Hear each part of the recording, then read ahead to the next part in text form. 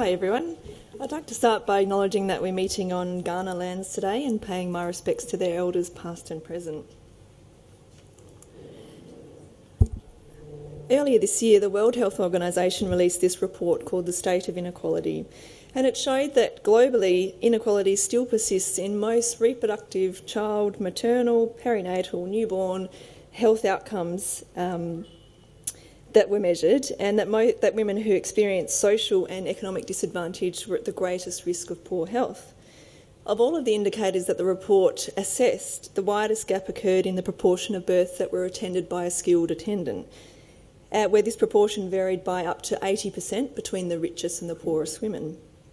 And the gaps in access to care in pregnancy and birth were apparent both between high-income countries and low-income countries, but also between the richest and the poorest women living in the same country.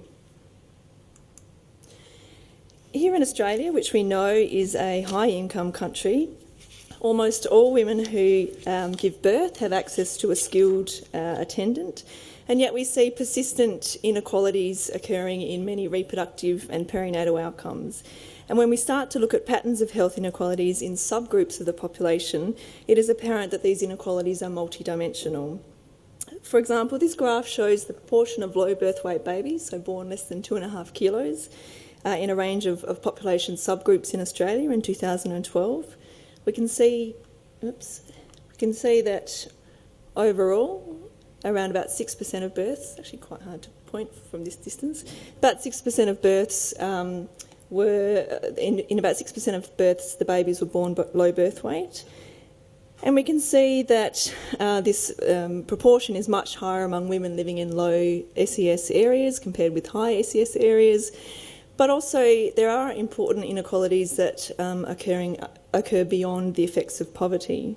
So place of residence is important. We see in remote areas the proportion is much higher compared with major cities up here. Whether or not your mother was a migrant has an interesting effect. The proportion of low birth weight babies among migrant women is actually lower than the total Australian rate. But when you look down the bottom, we see that by far the greatest inequalities in low birth weight occur when you compare Aboriginal and Torres Strait Islander women to non-Aboriginal women, where the frequency is roughly double, so around about 12%. And when we look at trends in low birth weight in the past decade, you can see progress in reducing this gap has actually been very slow. So in this graph, the top line represents the proportion of low birth weight babies among Aboriginal and Torres Strait Islander women in a 10-year period. The bottom line is the proportion among non-Indigenous women. We can see that since 2000, there has been a small but significant decrease in the proportion of low birth weight babies, equivalent of, among Aboriginal women, equivalent of about a 9% decrease. There's been no significant change among non-Indigenous women, so we are closing the gap, but only ever so slightly. Part of this small decrease or small improvement in low birth weight babies among Aboriginal and Torres Strait Islander women is probably due to a very small reduction in preterm birth, which we know is a determinant of low birth weight. So since 2000, there's been about a 7% reduction in preterm births among Aboriginal and Torres Strait Islander women, and we've seen, and as Sarah alluded to, a very small increase, or perhaps not a very small, a significant increase among non-Indigenous women. So again, the gap is starting to close, but only ever so slightly. When we look at other indicators of reproductive ill health, we see a very similar pattern.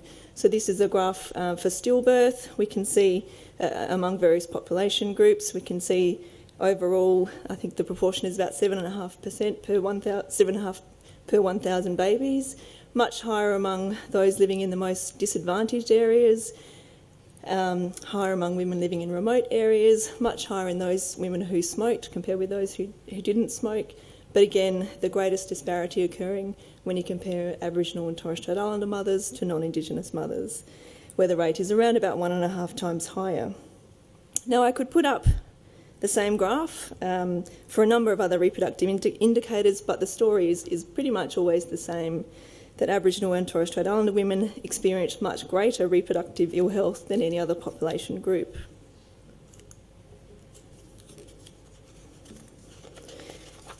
Now, there are a number of reasons for this. There are many factors that contribute to these poorer outcomes, and they relate to both social and behavioural determinants, but also the performance of the health system. Many are either directly or indirectly related to income, and we know that Aboriginal and Torres Strait Islander women are grossly overrepresented in the low income brackets. Teenage pregnancy is important because it's not only associated with an increased risk of poor perinatal outcomes, but it can also have a profound impact on life opportunities for women through disruptions to formal education. And teenage pregnancy is common among Aboriginal mothers. Around about 1 in 5 Aboriginal and Torres Strait Islander mothers in 2012 were teenagers, compared with around about 3% of non-Indigenous mothers. We also know that Aboriginal women access healthcare differently. They have very similar numbers of total antenatal care visits, but they're much less likely to access that care in the first trimester. So they're potentially missing out on some key health promotion and screening interventions in early pregnancy. And this poor engagement is probably in part reflecting services that are culturally inappropriate. We also know that Aboriginal women enter their reproductive careers in relatively poorer health. Smoking is a major issue, and as Claire pointed out, a major risk factor for poor outcomes. And in 2012, close to half of all Aboriginal mothers reported that they smoked during pregnancy, compared with about 14% of non-Indigenous mothers. There are also disproportionately high levels of obesity at young ages, which again Claire mentioned, the importance of obesity in determining perinatal outcomes. So this graph, we see, you can see the proportion of women with obesity across a number of age groups, and you can see that around about 30%, just here, 30% of Aboriginal women aged 18 to 24 in 2012 were obese, and this figure rises to 37% in the 25 to 34 age group.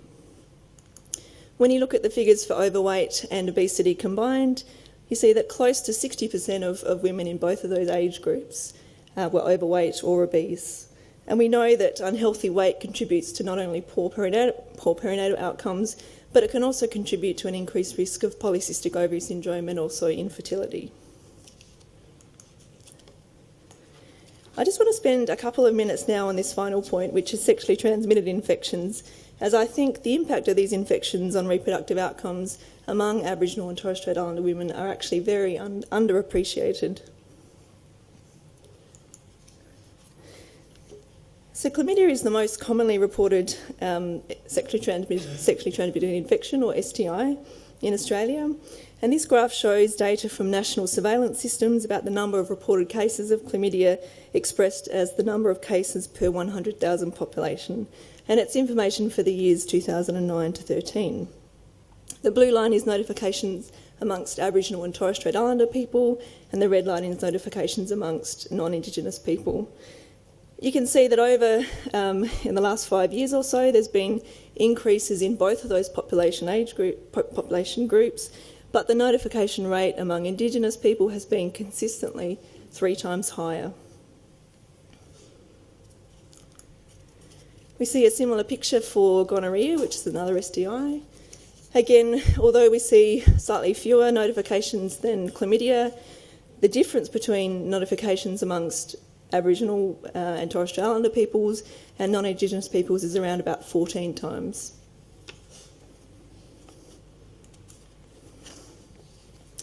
So notification rates for these STIs are highest amongst the very young people, and particularly high amongst those living in remote areas.